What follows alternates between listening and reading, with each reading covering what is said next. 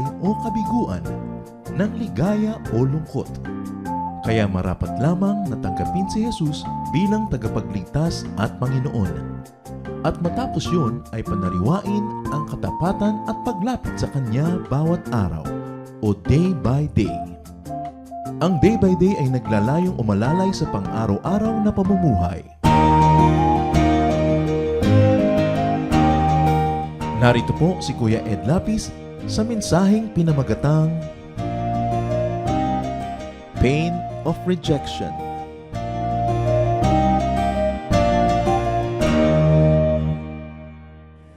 It is a wonderful invitation to ask the Lord to live in us.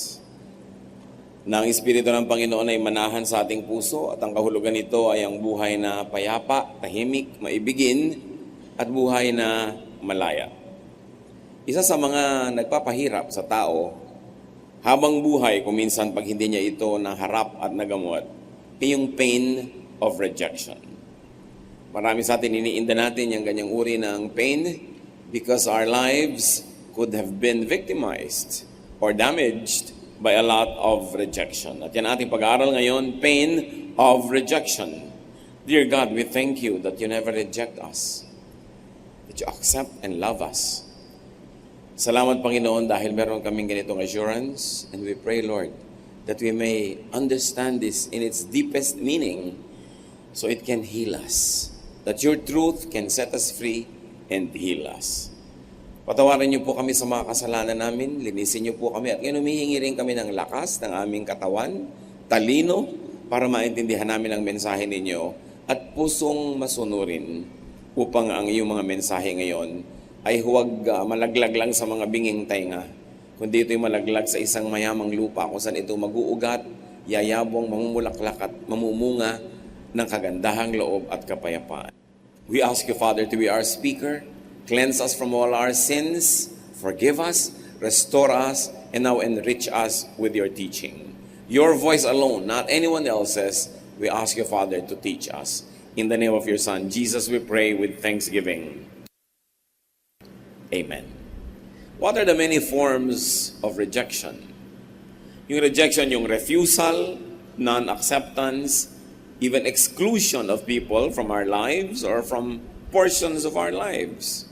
Yung matanggihan tayo, ipwera, hindi kasali, yung mga yan ng iba't ibang anyo at hugis ng rejection. Now, what are some forms of rejection, or let's say, rejection unmasked? Kadalasan, tayo pala ay nabibiktima nito o nang bibiktima pero hindi natin napapansin rejection na pala yun.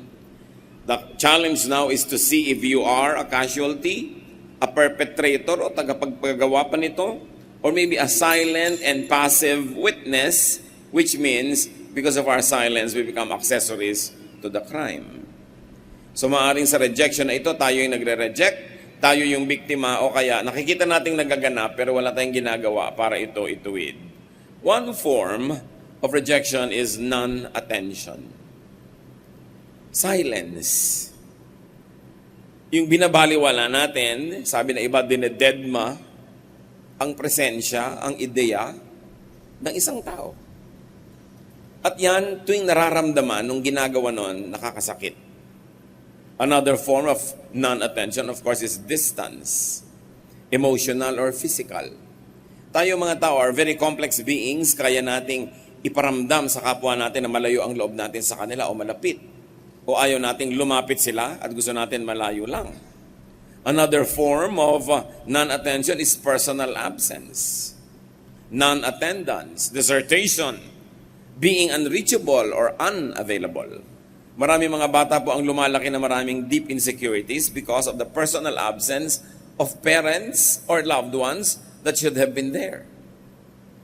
Kaya sinasadya natin yun o nangyari lang talaga even beyond our strength and beyond our power, the effect is almost the same. People feel abandoned.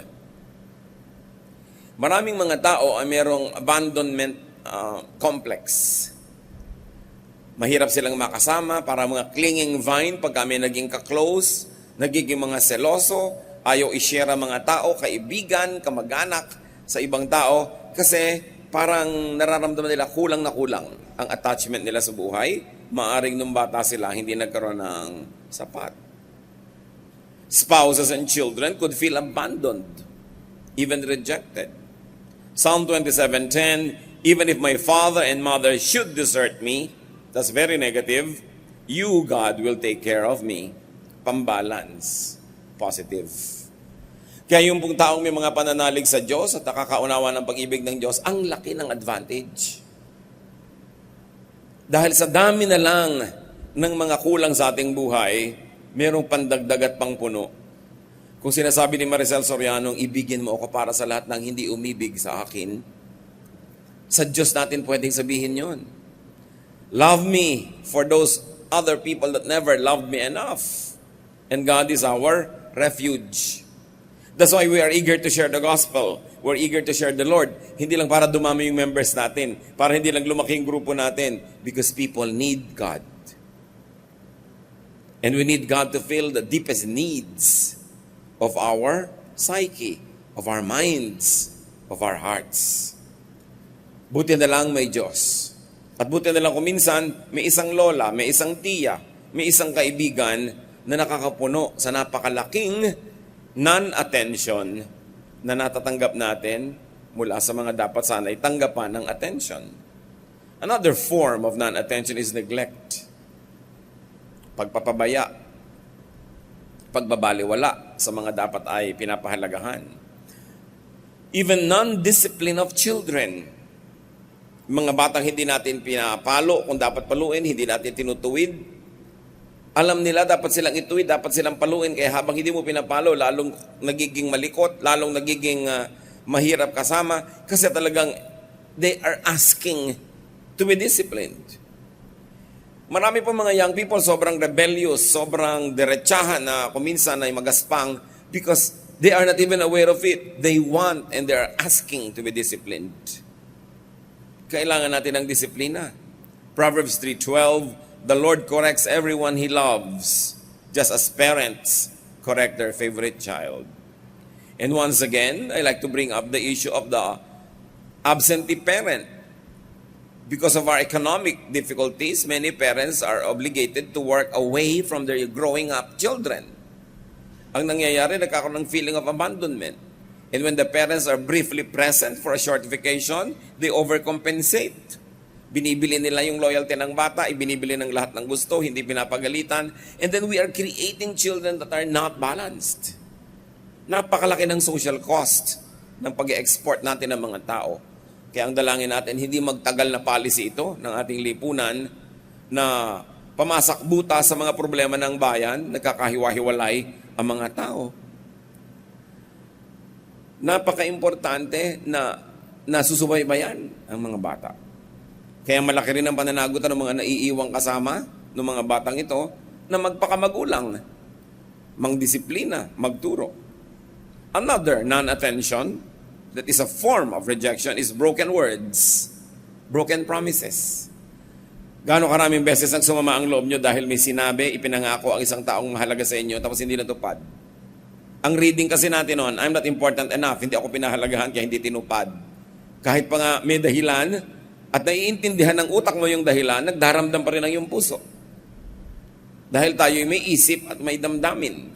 Kumisan kahit naaabot ng isip natin, yung damdamin nandun pa rin talagang naghihinanakit. Another form of rejection is non-acceptance. Di ba, non-attention, hindi naman halata. Hindi naman halata kung hindi mo laging pinapansin na isang tao as pinapansin mo in a negative way, pero yung hindi mo lang pansinin, rejection. May batang sumasayaw, hindi mo tinitingnan. May kumakanta, hindi mo pinapakinggan. Meron kang kamag-anak na nagpipinta, hindi mo ina-appreciate. May nagluto, hindi mo sinasabing nasarapan ka. Puro mga non-attention yun eh. May rejection yun. Kaya kung magiging honest yung mga nagluluto sa bahay, wala nang inabangan kundi may sabi yung kumakain na masarap. Pero nakakain na, nakalahat na, wala pa man lamang na appreciation, merong feeling of rejection yung nagluto. Kaya mahalaga, sensitive tayo dyan, mga kapatid. Non-acceptance. Ano-ano yan? Mga outright refusal of invitation, of advances, of overtures. Refusal. Meron namang oblique refusal. Ang tagal-tagal ng yung husband or wife sa banyo, tapos paghiga niya, tulog ka na, tinulugan mo lang pala. That's refusal. Nagbibigay na siya ng body language, sa gusto niya ng intimate moment. Ikaw naman, ang sakit ng ulo ko. Maglalagay ka pa ng mga salompa sa sentido mo. Diba? Parang, kahit hindi aminin nung asawa, they feel bad. Because they think it's a kind of rejection. Another non-acceptance, of course, is non-praise, non-affirmation. Hindi mo naman pinintasan, pero hindi mo naman pinuri. Hindi mo ipinakitang ina-appreciate mo isang bagay. Or conditional acceptance. Anak, mahal kita pag first honor ka, pero pag second honor, hindi kita pinapansin. Conditional. Favoritism is non-acceptance. When you accept somebody who's supposed to be equally accepted, when you accept somebody more than you accept someone else, that's favoritism. And distrust. When our children, when our spouses, when our loved ones feel and sense that we don't trust them enough to deliver, to stay safe, to be doing intelligent things, they feel bad. Because distrust is non-acceptance of the person's reality. Another form of rejection is physical violence. Isang napaka-obvious nun. Nananakit ka na talaga.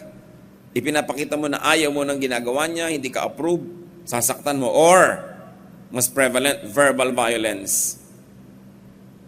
Public humiliation of people who come short of our expectations. Name calling, labeling people, labeling your loved ones, even labeling your own children. Binibigyan mo mga pangalan, oy tabatchoy, oy payatot, diba? Oy kulot, ita, halika dito, etc., etc. Masakit yan, malalim ang sugat ng ganyang mga tawag. Criticism, ridicule, yung may mga bata na ginagaya nyo yung mannerism, pinapahiyan nyo, ginagagad nyo ang kautalan, all of this, tumitimo ng malalim. Kaya marami sa atin talagang psychologically sick.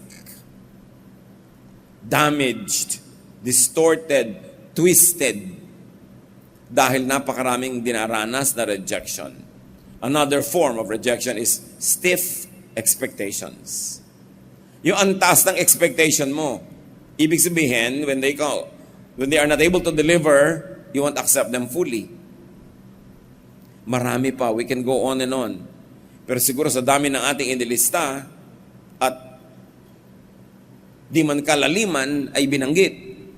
Nagigising tayo sa posibilidad na marami pala tayong ginagawa sa loved ones natin na rejective. O nalaging naiintindihan na, kaya pala ako ganito, kaya pala ako maramdamin, kasi ang daming beses akong na-reject. Remember that an ungodly society or person is rejective. God loves, God accepts. The opposite of that is a satanic way, which is to reject. To turn down, to turn away, to refuse. Luke 4:24, but you can be sure that no prophets are liked by the people of their own hometown. You see, prophets are supposed to be godly, and those who reject them are ungodly. Kaya si Lord, who was very, very godly, received the most rejection. Because people are twisted, are sinful, are fallen, distorted. And most of the time, we refuse and reject. Bantayan yung mga sarili, yung mga kapatid. Maraming ganitong tao, habit. Gusto mong ice cream? Ayoko. Yung instantly ayaw, upo ka, hindi, tatayo na lang ako. Diba? Gusto mo electric fan? Okay lang ako. Merienda? Busog ako. Ang dami sa ating ganyan, mga kapatid. Ang immediate reaction natin to any opening or any offer is to reject. And I know many people like this. Ang hirap kasama. Gusto mong kape? Ayoko. Something cold? Ibang, meron? Sige, thank you, gusto ko. Hindi lang tayo tumatanggap ng ibinibigay sa atin dahil kailangan natin. Kung minsan yung nagbibigay, kailangan niyang magbigay. May pangangailangan siya to be needed, to be accepted, to be appreciated. Nagluto pala ng ang sarap-sarap. Pagdating, 3 beses ka nang inaalok, get the cue. Accept it. Unless it's poison. Ang dami-dami natin mga refusal. Yung mga napapansin mo, gustong manood ng sine ng asawa mo, biglang pagod na pagod ako. Inuunahan mo na, nagre-refuse ka na agad nun. Ang dami araw-araw. Kaya ang mga tao broken, wounded, bloodied. What are the effects of rejection? Lack of personality development kung bata pa. Kaya sabi sa Proverbs 29:15, correct your children and they will be wise. Children out of control disgrace their mothers. Siyempre, yung out of control kasi hindi kinontrol, hindi pinansin, hindi itinama, and it's a disgrace. Why? Because they don't develop into beautiful persons. Yung mga lagi na lang discriminated against, puwera, hindi kasama sa lakaran, hindi nabibigyan ng regalo, hindi napapansin, hindi na-appreciate, naiipon lahat yan sa kanilang kalooban at kung hindi man sumabog minsanan sa isang very disastrous eruption, laging parang poison yung behavior niya. Laging maramdamin, maselosin, mainggitin, mahirap kasama. Another effect is insecurity. Laging akala niya pinepersonal siya. Hindi makakatanggap ng criticism dahil akala niya yung buong pagkataon niya ang sinisira at kinakawawa. Sabihin mo lang, alam mo, hindi ko gusto yung haircut mo, galit na. Hindi ko naman sinabi, hindi kita gusto yung haircut mo lang. Pero hindi nila yun mapaghihiwalay kasi hindi sila nabigyan ng skill na maniwala that there's something good in them and therefore kung may ayaw ka, yung particular bagay lang na yun ang ayaw mo. Iniisip nila ayaw mo na sila buong buo. Kaya lagi nilang lumalaki ang gulo, lumalaki ang away pag silang kausap mo. Because they're insecure. Bitterness is another effect. May mga tao parang galit sa mundo, galit sa buwan, galit sa araw, galit sa hangin, galit sa dagat. Lagi silang galit. Nakaka-imbento lagi ng irereklamo, nakaka-imbento lagi ng pag-aawayan. Kahit wala kang ibig sabihin, hahanapan nila ng ibig sabihin at mamaya nag-aaway na kayo. Because there's a lot of bitterness in the heart. And of course, it could lead to introvertation. People sulk and people find security only in closing all doors, in imprisoning themselves inside the safety walls that they have invented for themselves. Lalong mahirap abutin. Nandyan, ayaw magsalita. Ayaw mag-express. Everything is against what we have been designed to be doing. Not to mention, of course, a great effect of rejection is emotional pain. Merong isang recently na-discover ang mga scientists. Functional magnetic resonance imaging or fMRI shows that the dorsal anterior cingulate, kunwari naiintindihan natin, the emotional region of the brain that registers pain physically is the same part of the brain that registers emotional pain. In other words, pag hinataw kita, hinampas, binambok kita ng 2x2, there's a certain part of your brain na doon nagre-register yung pain. Pero pag sinabihan din kita ang pangit mo, doon din sa part na yun nagre-register yung pain. In other words, the pain that the brain perceives is the same whether it comes from a physical blow or a verbal one. Kaya sa mga batas ngayon natin, considered na rin yung verbal abuse as abuse. Pwede ka na rin idemanda ng isang tao pag binerbal abuse mo siya, sinabihan mo siya ng mga panglalait, nagagalit ka halimbawa sa isang clerk, hindi mo na minentain yung galit mo sa ginawa niya, kundi pati buhok niya, itsura niya, idinamay mo na, pati lola niya, verbal abuse na yon. So nakikita natin na ganun pala. Pagka pinagsabihan mo ng pangit o nakakasakit ng loob ang isang tao, para mo na rin siyang sinampal. Mabuti pa nga, sinampal mo na lang. Kasi ilang minuto lang yung pain nun, tapos na. Pero ang talagang natatandaan nating pain, yung sakit ng loob. Hindi yung nasalubsob ka o natapakan ka o namatay ang kuko mo. Nalilimutan natin yon. Pero yung may sinabing pangit sa iyo ang isang tao, pinintasan ka, sinumbatan ka, nilait ka, halos buong buhay. Pag hindi ka gumamit ng grasya ng Diyos para burahin sa utak mo yon, dala mo. At hindi yon nawawala at namamatay. Nagtutulog-tulugan lang pero handang bumangon, gumising, sumalakay, oras na nasaling. When it is provoked, then you realize that it has never died. It has always been there, just waiting to awaken and to spring at anybody that brings the pain once again. Kaya mayroong mga tao, liit-liit na bagay, galit agad eh. Kasi maraming unresolved issues in their lives. Another effect, of course, of rejection is vindictiveness. Yung mga taong nung bata, ang feeling nila na reject, pagtandaan nila, sila rin yung nangre-reject sa mga ibang bata. Gumagante. Sila rin yung mga ang susungit. Kaya nakita nyo, sinong usually mga masusungit? Diba? Sa mga pamilya nyo, sinong masusungit? Yung mga walang love life. Oo, yung mga talagang nagtandaan na walang romance. Ang liit-liit, ingay mo, galit agad, nangungurot, yan yung mga nanlilisik ang mga mata sa konting problema mo. Pero kung may boyfriend niya, talagang lalala, kahit tapakan mo, hello, kasi enjoy eh.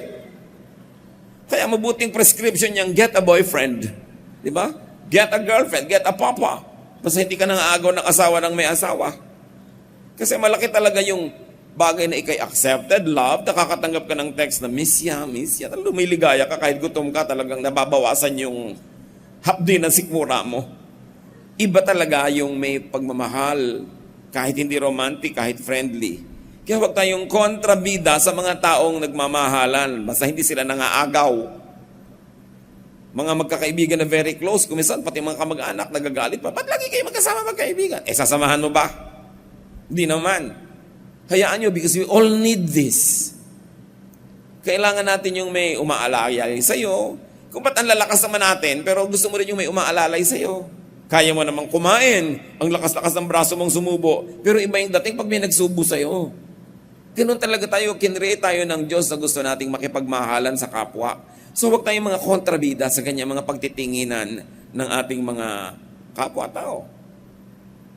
Of course, another effect of rejection is physical weakness and illness. Now, this is another scientifically proven claim. Now, it's a fact na yung mga tao na maraming feeling of being rejected, mababa ang immune system. Madaling sipunin, madaling ubuhin, madaling tabla ng mga trangkaso. At pag dinapuan sila ng sakit, mas matagal silang gumaling. Mas maraming doses ang gamot ang kailangan nila para sila tablan. Pero pag meron nagmamahal, dumadalaw, humihimas-himas ng noo, mabilis gumaling. Matagal na yan na proven ng medisina, mga kapatid. Anong tinutumbok natin all along? Kailangan nating lahat ng affirmation. Now let's talk about facing, handling, and healing from rejection. Kung isa na kayong biktima o casualty, especially if you've already developed low self-esteem and self-rejection, dumating na kayo sa point na meron na kayong inferiority feeling, ayaw nyo na magsalita dahil pinagtatawanan lagi ang boses nyo parang napipilas na lata. Diba? Akala kayo Santo Niño nagsasalita. Hindi ako ang Santo Niño. Diba? Ito ang boses ko talaga. So pagka lagi kayo napagtatawanan, minsan ayaw mo na magsalita. Pagka lagi ka na lang naiinsulto, pag dumating tayo sa point, akala nga natin, we are not worth anything important, accept yourself in Christ. Napakahalaga na may Kristo. 1 Peter 2:4, come to Jesus Christ. He is the living stone that people rejected, but which God has chosen and highly honored. So kay Jesus tayo hahanap ng kahulugan. Kasi lahat ng kulang natin, siya ang nagpuno. Napuno na tayo, kung hindi nyo pa alam yun. Minsan kasi ang yaman-yaman mo, akala mo lang mahirap ka, so you behave like a poor person. But through Christ, tayo napuno na. Napatawad na, nalinis na, napalakas na. Ang nakikita sa atin ng langit is the wonderful person that had been washed by the blood of Jesus. Made valuable by the love that Jesus had for us and continues to have for us. Kaya dapat tayong lalong umasa sa Panginoon at ating tanggapin yung kanyang pagpapatawad, paglilinis, at pagpapahalaga sa atin. Romans 15:7, honor God by accepting each other as Christ has accepted you. And of course, you begin by accepting yourself. Pagka ikaw ay above 25 na, dapat matanggap mo na kung ano ikaw. Kulot ang buhok mo, di kulot.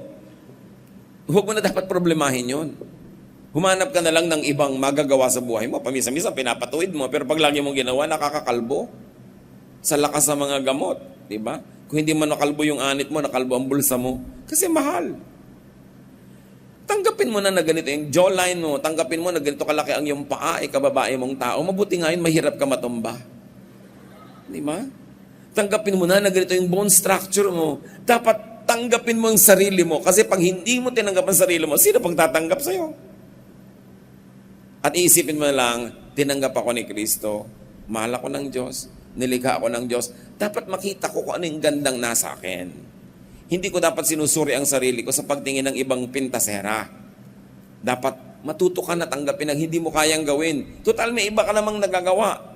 Pero pag lagi mong kinumpara ang sarili mo sa iba, lagi mo na lamang kakaingitan yung iba, you'll be bitter and you will waste your life. So, kailangan tanggapin natin. Christ accepts. Christ fills, empowers, even beautifies us.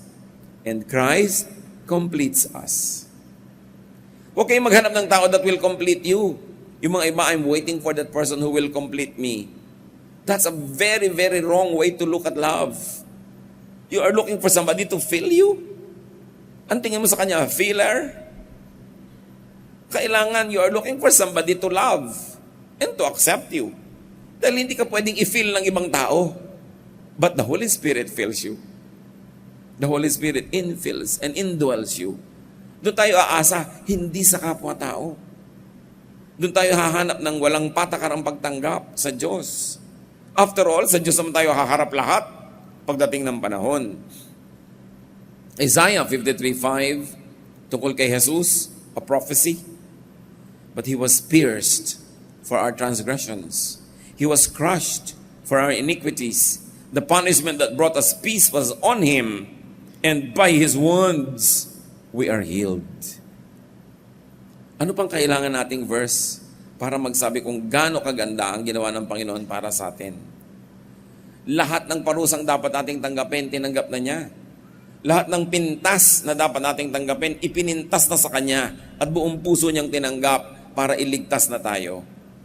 Kaya dapat pag may namimintas pa sa'yo, pakinggan mo kung tama para ka mag-improve. Pero kung talagang hindi naman tama o talagang hindi mo pwedeng palitan yun, patalbugin mo lang sa sarili mo. Huwag mong tanggapin. Let the love of Christ infill and indwell your heart. Dahil pinagaling na tayo, nagkasugat si Jesus para tayo gumaling. Exchange yan eh. It's an exchange gift. Christ gives you His wellness, He takes away your illness and carries it to the cross and dies carrying our infirmities. 1 John 1:7, but if we walk in the light, as He is in the light, we have fellowship with one another. And the blood of Jesus, His Son, purifies us from all sin. Past, present, future. Yun ang ibig sabihin ng all. Wala kang magagawa, nagawa at ginagawa na hindi kayang linisin ni Kristo. At pag tinanggap mo na siya sa iyong buhay, ginawa ka na niyang buo, kumpleto. Kahit pang araw-araw nagmumukha ka pang kulang, that's only from an earthly point of view. But from the point of view of heaven, you have already been made complete. You have already been made perfect. Ang hinihintay na lang ng langit, magwakas ang physical life mo para tanggapin yung perfect you. Huwag niyong kakalimutan. Kasi madaling makalimot. At pag nakalimot ka, you will sulk. You will indulge in self-pity. Then you will become bitter. You will become a very difficult monster to be with. Jesus knows the pain of rejection. Wala tayong rejection na naranasan at mararanasan na hihigit sa naranasan ng Panginoon. Isaiah 53:3, He was hated and rejected. His life was filled with sorrow and terrible suffering. Can you imagine how a life is described? It was filled with sorrow so that we will have happiness. His life was filled with suffering so we can have comfort, ginhawa. At pag hindi natin ginagamit yung available blessing, tinatanggihan natin yung ibinibigay ni Kristo. Pagpatuloy tayong naniwala na wala tayong kwenta, binabaliwala natin yung pagpapahalaga ni Jesus para sa atin. Psalm 27:10, even if my father and mother should desert me, you, God, will take care of me. Sino ba namang father and mother na nagde-desert ng anak? Napakakonti nun. Pero sabi, kahit mangyari pa yan, ikaw, Diyos, hindi mo gagawin sa akin yon na ako'y talikuran.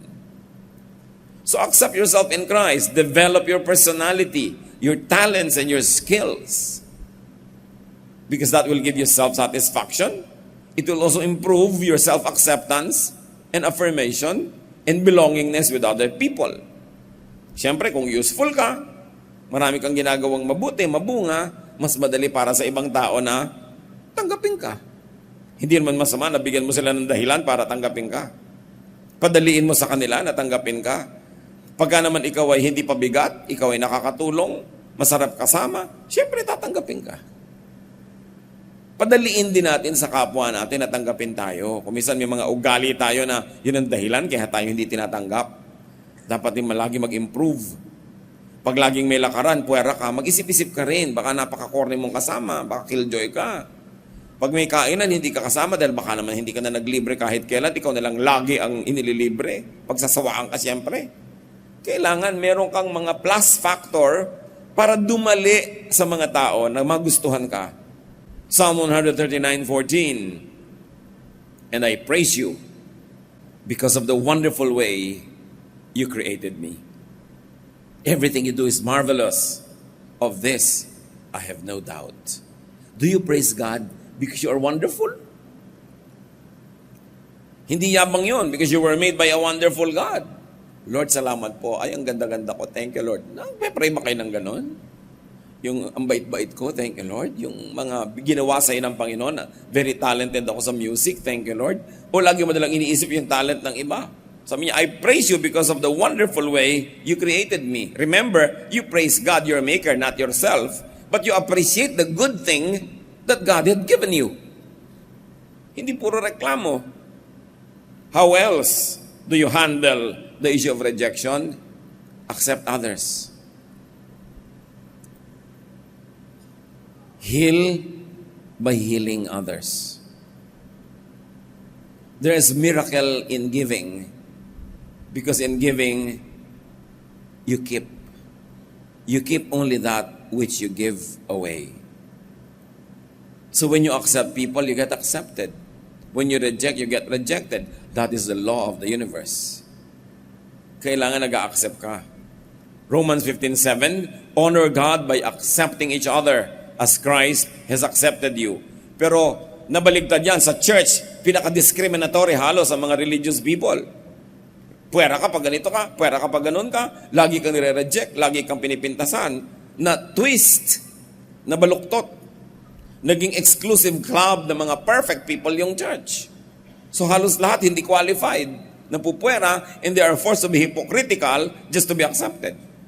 Pero ang sabi, honor God by accepting each other as Christ has accepted you. Kahit may ketong, inaccept ni Christ, hinipo pa niya.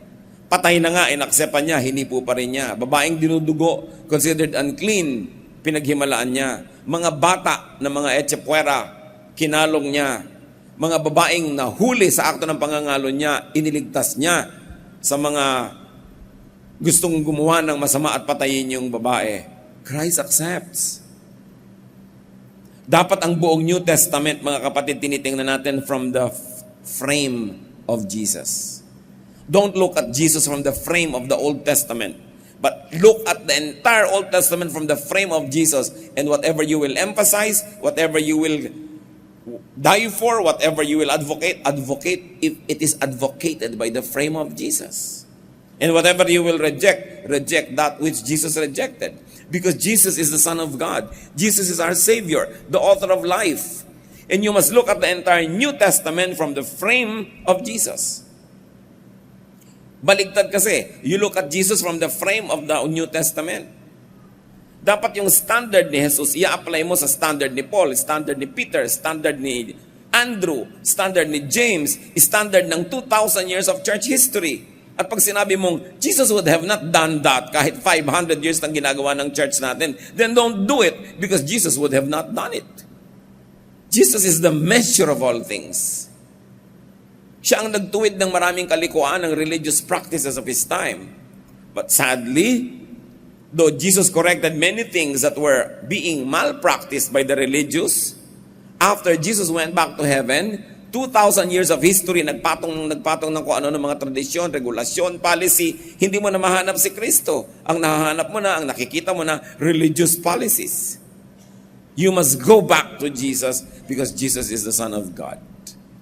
Jesus is perfect and sinless. So pag may sinabi si Paul, sabi mo na, teka, anong sabi dyan ni Jesus?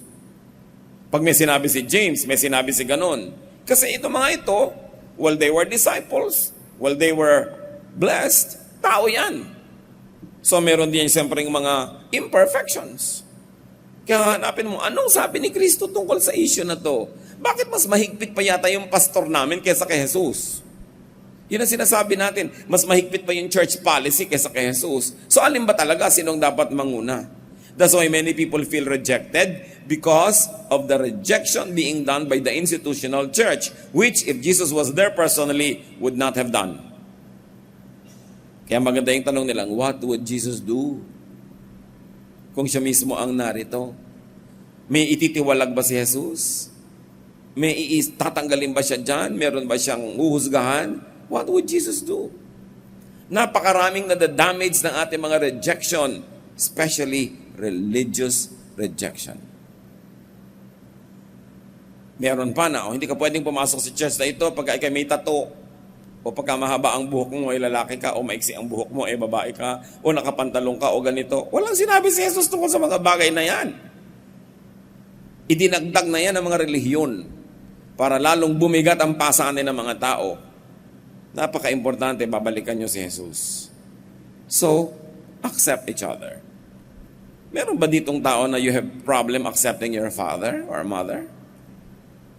Kung sarili mong magulang na pinagmulan ng katawan mo, hindi mo matatanggap, malaki talagang problema mo.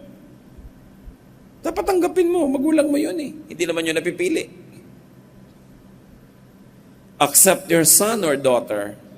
Kung ano man yun, ano man yung talent niya, ano man yung inclination niya, kay kabaligtaran mo, anak mo yan. Kung ikaw ang magulang, tatanggi ka sa sarili mong anak. Sinong aasahan mong tatanggap dyan? Meron tayong pananagutan. Command yan. Honor God by accepting each other.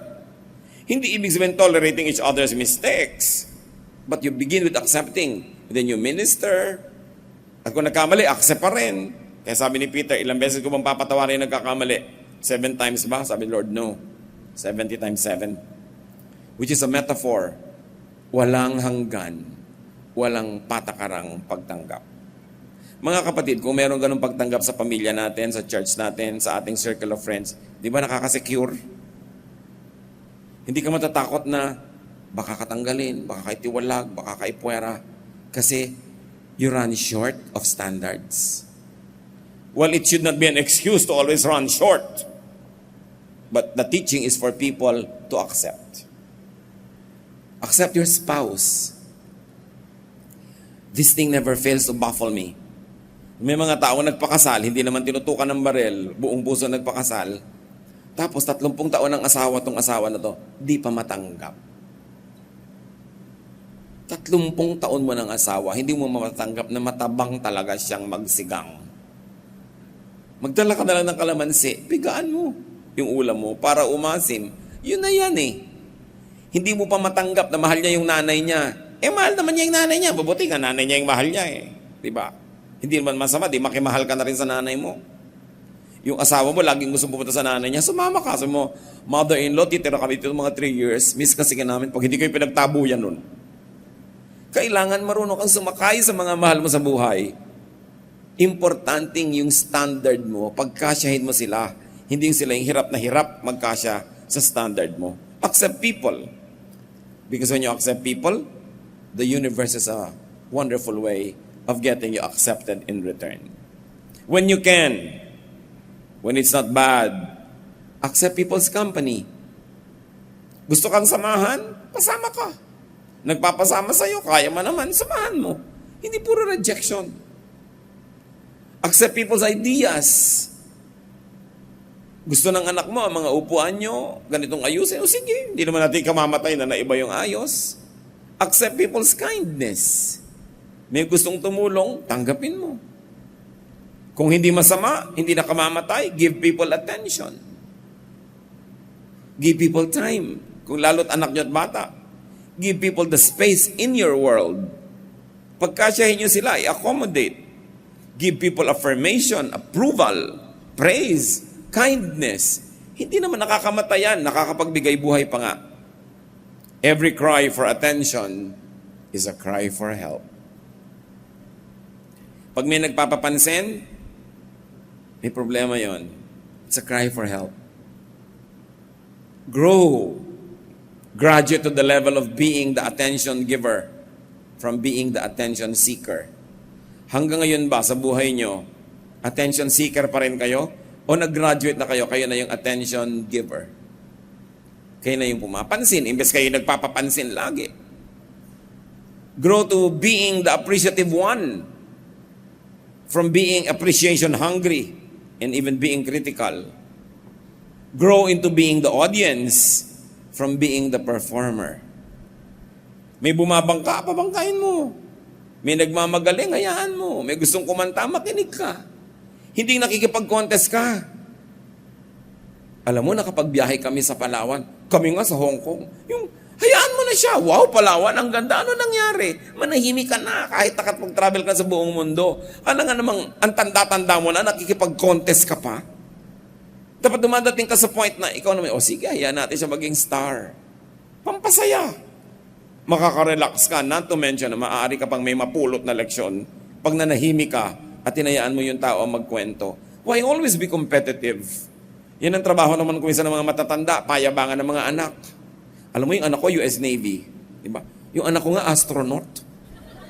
Lalo yung mga matatanda nagbibingo kung ano, payabangan yan. Ano, pinadala na ko ng anak ko ng $100. Ako nga $1,000. Yung ganon, come on, relax. Matatanda na kayo, relax. Diba? Hindi kailangan mag-contest. Mas sasaya ang mundo, mas luluwag ang dibdib. 2 Corinthians 3:18, the Lord's Spirit makes us more and more like our glorious Lord. Ganon daw ang ginagawa ng Espiritu sa atin. Araw-araw, nadadagdagan ang pagiging kamukha natin ni Jesus. So kung nung araw gusto mo ikaw yung star, ngayon, nag-appreciate ka ng iba. Ganon si Jesus eh. He lets people shine. Binibigyan mo sila ng halaga kasi ikaw lagi ang mahalaga. Natututo ka ng paunahin sila sa mga pila, sa mga buffet, hindi laging ikaw. We should graduate from that level of selfishness. Because we are changed from glory to glory by the Spirit of God. So be nourished by God's love. 1 John 4:16, God is love. If we keep on loving others, we will stay one in our hearts with God, and He will stay one with us. Marami nagtatanong, paano ko pumamahalin ng Diyos? Eh hindi ko naman siya makita, mahipo. Paano ko ba mararamdaman ang pagmamahal ng Diyos? Tinabi na dito sa 1 John 4:16, mahalin mo ang kapwa mo, makipagmahalan ka, dahil mamahalin ka ng Diyos sa pamamagitan ng ibang tao. Siyempre, hindi ka naman nakakamutin ng Diyos yung likod mo kumakate, but someone will do it. But it is God sending that person to love you, and this is the love of God expressed through another person's love. How will you love God? By loving people that He loves. So kung gusto niyo makipag-ibigan sa Diyos, makipagmahalan kayo sa kapwa. Ganon kasimple at ganon kadali. Hindi nyo kailangan magtika at hanapin ang Diyos sa lahat ng ibabaw ng bundok ng mundo. Hindi nyo kailangan mag-fast ng kutakot-takot. Makipagmahalan lang kayo, mararamdaman nyo ang Diyos. Bakit? Pumipintig ang puso ng Diyos sa dibdib ng bawat mananampalataya. Kahit nga hindi mananampalataya, pinagpapala din ng Diyos, binibigyan din niya ng talent. At mamahalin ka rin, kahit nang hindi mananampalataya. E di lalo na yung expectation sa mga mananampalataya. Pero ang sabi ng Bible, kung yung kapwa mo na nandyan, nakikita mo, nahihipo mo, hindi mo mamahal, huwag kang magpanggap, lalong hindi mo kayang mahalin ng Diyos na di mo nakikita. So begin by practically loving people around you. Just by being more loving, by accepting them more, letting them be what they should be, setting them free, giving them a good climate in which to blossom, find, and grow with a supportive fellowship. Kung meron kayong supportive church, fellowship, group, napakalaking advantage nun. Dahil ang laki ng commonality nyo, yung salita ng Diyos, yung Diyos mismo. At mahalaga mga kapatid, make and keep close relations. Huwag niyong i-isolate ang sarili ninyo. Yung iba na dala ayaw na magmahal uli. Ano bang mabuti? Magmahal ka uli? Masarapan ka, masaktan, o hindi ka nga nasaktan pero hindi ka rin naman nasarapan. Bakit ka pa nabuhay? Gusto mong mabuhay uli. Kung nasaktan ka na, nadala, love again. Baka naman sa 3 pagkakadala mo nun, sa ika-4, yun na. Diba? Just keep trying. At kahit hindi ka makarating sa buong buhay mo nung level na gusto mong pakikipag-ibigan, basta you're always willing to open up and to love and be loved, you live to the fullest. But remember this, huwag na nating pataasin ang usapan. Huwag nang pataasin ang theology. Makipagmahalan ka sa kapwa. Patawarin mo yung nagkakasala sa iyo. Hanggang kaya mo, magbigay ka. Tumanggap ka. Makipagmabutihan, makisangkot, makiisa sa mga tao sa paligid, and then you will never feel alone. Because one of the gravest feelings of human beings is being alone. Kaya, 1,000 taon, ang lahat ng parusa ng mga kaharian, ipapatapon ka. You are banished to a faraway island, to a country far away. Kasi parusa talagang malayo sa mga mahal natin sa buhay. Kahit sa mga preso ngayon, yung nagkakamali sa loob at grabe ang disciplinary problems, binabartolina, ikinukulong mag-isa. Kahit hardened criminal, takot na makulong na mag-isa, wala man lang kausap. So tayo na hindi nakakulong, anong pipigil sa atin para makipagmabutihan? Siyempre may investment, naaabala ka, pero nangaabala ka rin naman eh. Minsan, nagagastusan ka, pero ginagastusan ka rin ng iba. Give and take. Two-way street. This is the way to live. It is simple. Sundin ang itinuturo ng Biblia. And when everything else fails, sometimes, remember God. Hebrews 13:5, the Lord has promised that He will not leave us or desert us. So also, we should not leave or desert people who depend on us. Yung mga lalaki na biglang nahuhumaling sa ibang babae, iniiwan ng asawa at mga anak, dapat maumpog ng malakas para matauhan. Kasi meron kang pananagutan sa iyong asawa at mga anak. Hindi lang pagsunod sa iyong damdamin. Dapat tayong serious sa ating mga pananagutan. Kasi sa bawat taong hindi natin minamahal na dapat ay mahalin natin, nakakapanakit tayo, lumilikha tayo ng malalalim na sugat na kung minsan hanggang kamatayan na lang dala pa ng tao. Especially, we should be nice to children. We should be appreciative, but we must never fail to discipline them. John 13:34, but I am giving you a new command. You must love each other, just as I have loved you. Marami mga relihiyoso ay pinagpapatayan yung 10 commandments at yung kahigpitan nun. Pero sabi ni Lord, may bagong command, love. Be loving, be lovable. Why? Because love heals. Yan ang pinakamabisang gamot, pag-ibig. Mahalin natin ang iba. Mahalin ang anak, lalo na ang asawa, ang kapatid, ang kaibigan. Ito ay isang napakalaking utos at pananagutan natin. But more than that, it's a great privilege to be in a loving relationship. Dear God, we thank you that you love us. Nawa sa aming pagbubulay-bulay na ito, natauhan kami. Kung kami victim, tanggalin namin ang victim mentality. We rise from our past through the blood of Jesus and through the power of the Holy Spirit. And you create a new person in us so we can have a new life, a new lifestyle, a new outlook in life. At kung kami naman, Panginoon, yung insensitive, maraming nasasaktan, nare-reject, nawa, naging makabuluhan ang sandaling ito na paalalahanan kami at magbago kami. Huwag laging makasarili. Laging isipin namin how to please others, how to be nice, how to be good, because this is the example of your Son, Jesus. Pagbulay-bulayan natin ang mga ito sa ilang saglit ng katahimikan, Ama, sa pananahimik na yung mga anak, magpagaling kayo ng mga sugat, at ganoon din naman, magpatuwid kayo ng mga liko.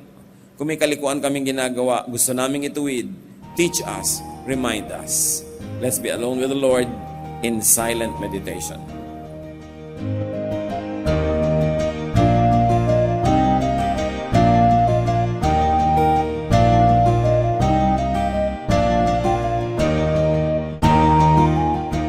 Ang katatapos pong mensahe ni Kuya Ed Lapis ay pinamagatang Pain of Rejection.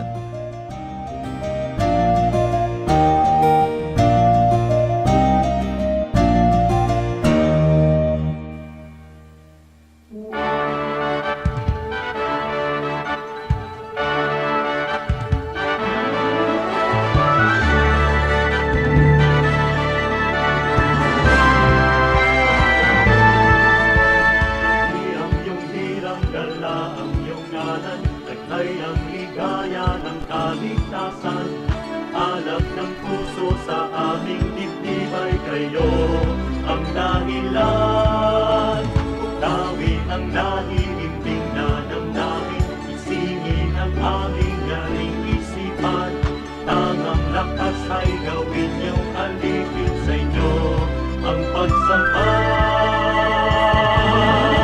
Pagsamba, dalis ay napagsamba sa dakilang ngalan ka. Halina sa pagsamba, pagsamba, dalis ay napagsamba sa dakilang ngalan ka. Halina sa pagsamba.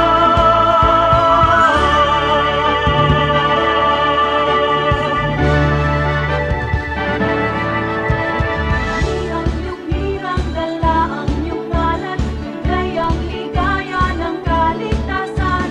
Alab ng puso sa aming dibdib ay kayo ang dahilan. Ukawin ang naiindig na damdamin, isingin ang aming yaring isipan. Tangang lakas ay gawin niyong alipin sa inyo ang pagsamba.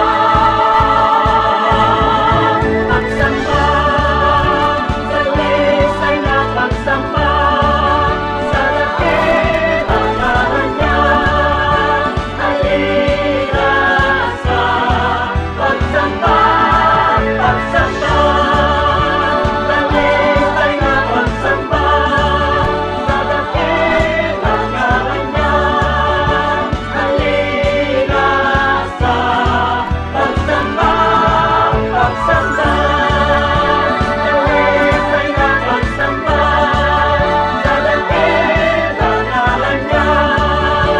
Halina sa pagsamba, pagsamba, dalis ay napagsamba sa dakilang ngalan niya. Halina sa pagsamba.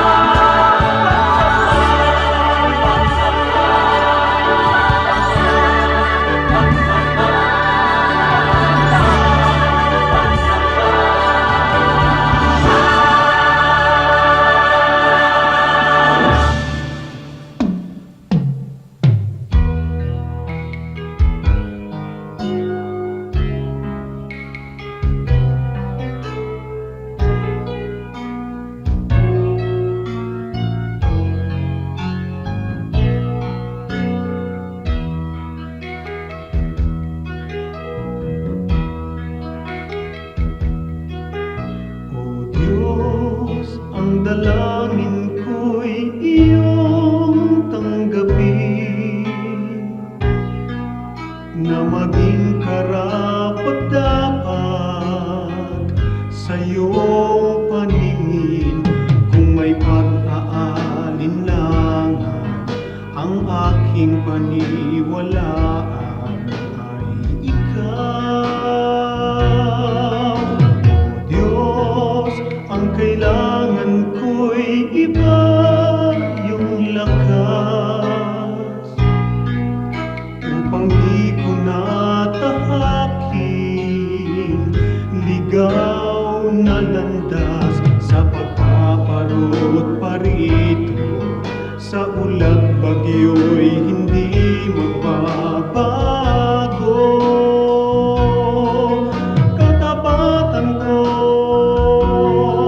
ang alay ko, Panginoon. Katapatan ko, sa'yo'y panghabang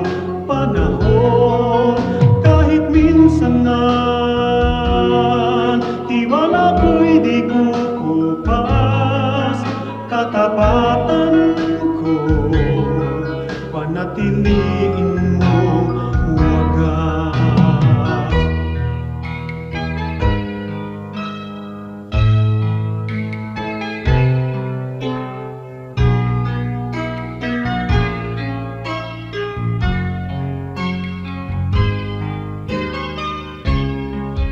Sa pagpaparot parito, sa ulat bagyo'y hindi magbabago.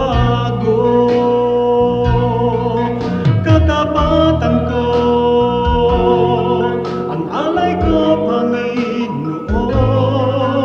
Katapatan ko, sa'yo'y panghabang panahon.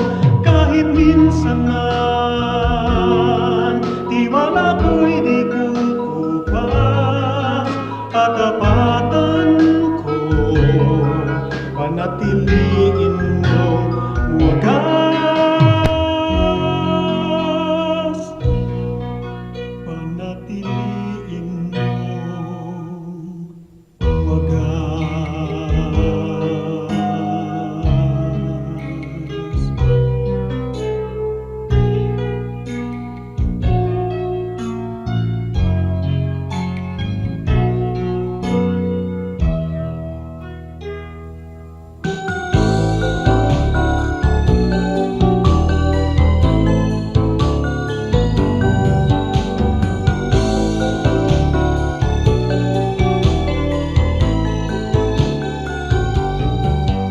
Bigyan mo ako ng pusong laging may awit, hindi nagagalit.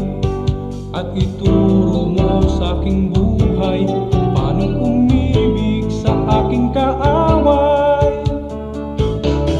Kahinahunan, kahinahunan, kahinahunan yung ibigay. Kahinahunan, kahinahunan, bunga ng Espiritong buhay. Kahinahunan, kahinahunan, kahinahunan yung ibigay. Kahinahunan, kahinahunan, bunga ng Espiritong buhay. Bigyan mo ako ng pusong napaawat, nagpapatawad, upang di ako mapaaway. Hinahon ng puso'y aking kaagapay. Kahinahunan, kahinahunan, kahinahunan yung ibigay. Kahinahunan, kahinahunan, bunga ng Espiritong buhay. Kahinahunan, kahinahunan, kahinahunan yung ibigay. Kahinahunan, kahinahunan, bunga ng Espiritong buhay.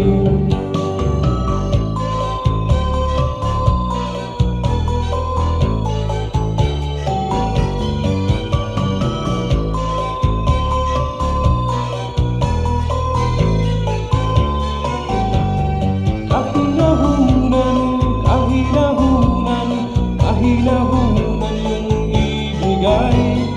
Kahinahunan, kahinahunan, bunga ng Espiritong buhay. Kahinahunan, kahinahunan.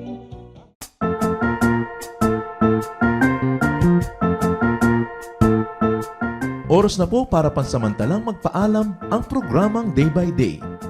Tayo po'y magsama-sama tuwing ika-6 hanggang ika-7 ng umaga, araw-araw.